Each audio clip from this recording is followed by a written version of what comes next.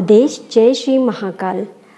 आज का जो वीडियो है ये पूर्णतया ज्ञान पर ही आधारित है, अतः ज्ञान जिनका विषय नहीं है उनसे गुजारिश है कि वो ये वीडियो ना देखें, क्योंकि उन्हें ये वीडियो समझ नहीं आएगा। जिज्ञासा ज्ञान प्राप्ति की और मिल जाए तो सहमत भी नहीं होना है। क्यों? क्योंकि बौद्धिकता नहीं है। क्योंकि बौद्धिकता उन्नत होती है इष्ट कृपा से। जब एक व्यक्ति को इष्ट शक्तियों की कृपा प्राप्त होने लगती है, ब्रह्मांडी दिव्य गुरु आत्माओं की कृपा प्राप्त होने लगती है, तब उस व्यक्ति में पात्रता घटित होती है और उसके जो ज्ञान का स्तर है वो बढ़ता चला जाता है। अदृश्य को प्रमाणित कैसे करेंगे? आज का वीडियो इसी विषय पर।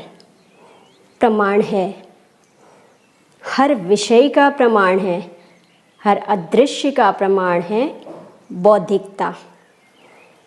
हर बालक जानता है कि वह अपने माता पिता की संतान है, हालांकि उसने कभी खुद को जन्म लेते देखा नहीं, लेकिन उसके मन में एक जिज्ञासा है ये जानने की कि आखिर उसका जन्म कैसे हुआ। और जब वह अपने माता पिता से यह पूछता है तो माता पिता उसे सीधा ना बता करके घुमा फिरा करके उसको जन्म रहस्य बताते हैं।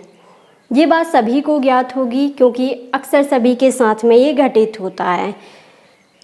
बालक उस वक्त के लिए तो समझ जाता है, लेकिन जो जिज्ञासा है वो कहीं ना कहीं अधूरी रह जाती है।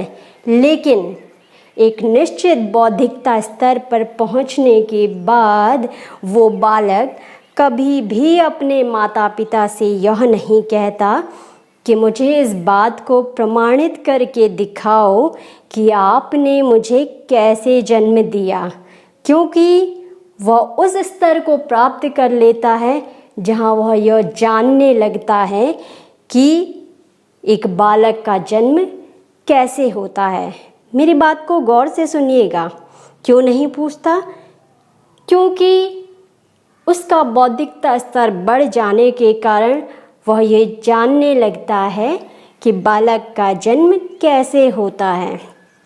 ऐसे ही हैं शास्त्रों और पुराणों में उल्लेखित बातें, जिन्हें आप जैसा पढ़ते हैं वैसा ही समझ लेते हैं, क्योंकि उसका गुण तभी समझ में आता है जब शक्तियों की कृपा से आप में पात्रता बढ़ती है, आपका बौद्धिकता स्तर उन्नत होता है, जो कि निसंदेह ही आध्यात्म की देन है और शक्तियों की कृपा से ही संभव है। शास्त्र, पुराण, वेद ये सब एक निश्चित समय अवधि पर लिखे गए हैं, उस समय पर घटित गतिविधियों के हिसाब से। लेकिन इसका अर्थ यह नहीं है कि तमाम जीवन भर वही परिस्थितियां चली हैं अथवा वही गतिविधि चली है। ना ही इसका यह अर्थ है कि कोई शास्त्र गलत है या फिर कोई पुराण गलत है, क्योंकि तत्कालीन परिस्थितियों के हिसाब से हर शास्त्र बिल्कुल सही और प्रामाणिक है। एक उदाहरण और दे देती हूँ यहाँ पर। मान लीजिए किसी के दादाजी की युवावस्था के समय में एक चित्र लिया गया हो, तब लिए गए चित्र के हिसाब से एकदम सटीक है कि दादाजी युवा हैं, लेकिन इसका अर्थ यह नहीं है कि दादाजी हमेशा युवा ही बने रहेंगे। हो सकता है कि आज के वक्त में स्वर्गवासी भी हो चुके होंगे। अर्थात तत्कालीन चित्र भी सही है और विश्लेषक का विश्लेषण भी सही है, क्योंकि हर कोई यह विश्लेषण नहीं कर सकता है। विश्लेषण की क्षमता एक मंद बुद्धि व्यक्ति में नहीं होती है, बल्कि तीक्ष्ण बुद्धि में होती है, और यहाँ पर भी हर किसी की जो क्षमता होती है वो भिन्न भिन्न होती है, अर्थात यह निर्भर करता है कि आप पात्रता अथवा बौद्धिकता की सीढ़ियों में से कौन सी सीढ़ी तक पहुँचे हैं।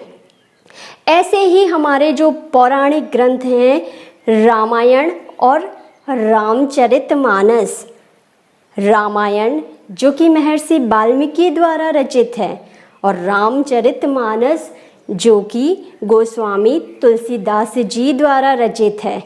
रामचरितमानस अर्थात मानस में तुलसीदास जी ने राम जी के जिस चरित्र को देखा वही उल्लेखित किया।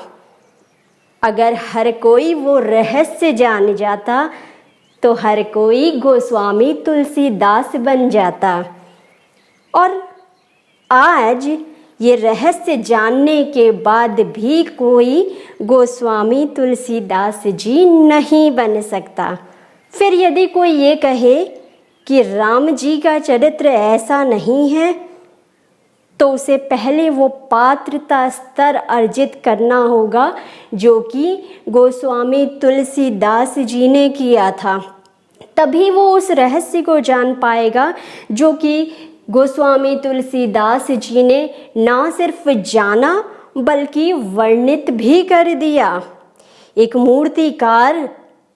मूर्तिकार आपको हूबहू स्वयं की तरह बनाई गई मूर्तियों को बनाने की कला बेशक सिखा सकता है, लेकिन उस कला को आप कितना सीख पाते हैं ये आपकी मेहनत, निष्ठा, कर्म और आपके द्वारा उस कला को दिए जाने वाले समय पर निर्भर होगा।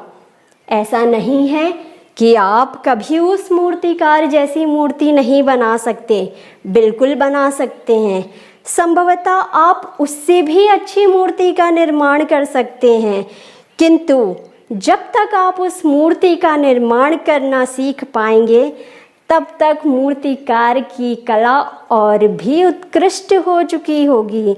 अर्थात आपके और मूर्तिकार के जो बीच में जो बौद्धिकता का भेद है, जो कला का भेद है, वो हमेशा बना ही रहेगा। इतने उदाहरणों के बाद में आप सभी को ये बात समझ में आ गई होगी, और अगर इतने उदाहरणों के बाद में भी यदि कोई ना समझे तो इतना ही कहूँगी कि आपको नियमित रूप से ओम नमः शिवाय बाबा महादेव के इस षडाक्षर मंत्र का नियमित रूप से जाप करना चाहिए, अथवा ज्ञान तत्व प्रदायिनी किसी भी